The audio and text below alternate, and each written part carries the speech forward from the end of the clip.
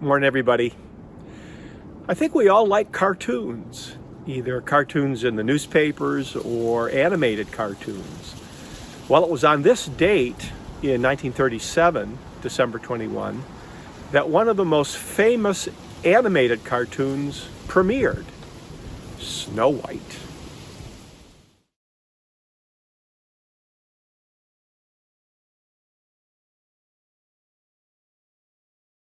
This mural is from an Egyptian burial chamber about 4,000 years ago, and you see wrestlers in action in sequence, kind of like animation.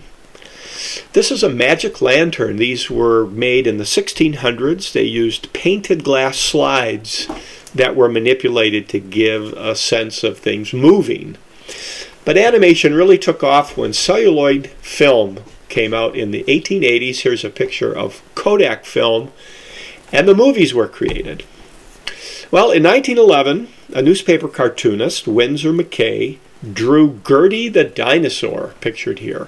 This might be the oldest animated cartoon that we have. Not long after, in 1916, Crazy Cat came out, created by the Hearst Film Service, and probably the first of many animal cartoons, particularly cats. So here's another cat, Felix the Cat. And this actually had merchandising associated with it. So things are developing, so to speak. So here's where Walt Disney was born, in Chicago, 1901.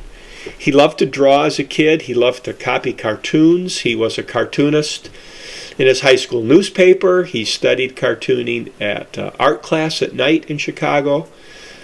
During World War I, he was in the Army as an ambulance driver and noticed the cartoon on his ambulance. And he did do some cartooning for the Army newspaper Stars and Stripes. A new technique at the time for cartooning was cell animation, where sheets of transparent plastic were used to create a sense of movement.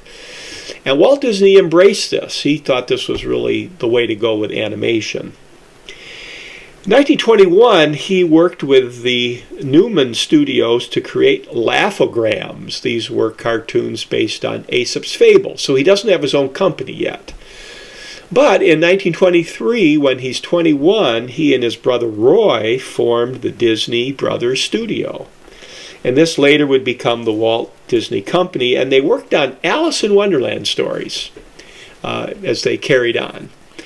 Here he is involved with the Winkler Studios and came up with Oswald the Lucky Rabbit, this idea of cheery, perky animals like Mickey Mouse. So Mickey Mouse shows up in the movie Steamboat Willie, 1928. Not quite sure the origin of Mickey Mouse, but this became a real Disney character. And in the late 20s and 30s, the whole Hollywood animation studios were in flux. Goofy comes out in 1932. Disney actually got out of the business for a while, came back. Donald Duck comes out in the 1930s, and he's working at this time for Columbia Pictures. But what really got people's attention was Silly Symphony, an episode called Flowers and Trees, which was in Technicolor. And this won an Academy Award and really got people to notice Disney. So here's our event. December 21, 1937. Snow White and the Seven Dwarfs came out. People thought this was never going to make any money. He'd been working on this for over 4 years.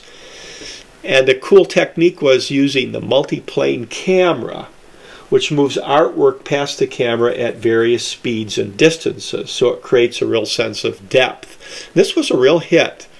So here's a storyboard from Snow White. He sent artists to art school to learn to draw better. They brought in live animals to the studio. And it cost $22 million to make, which was a lot of money back then, but it was a real hit.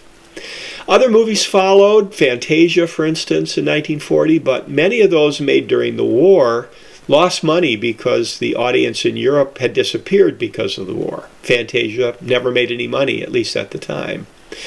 During the war, Disney worked for the Army and the military and made movies for the war effort, like this one, Victory Through Air Power. You can see the name Walt Disney there.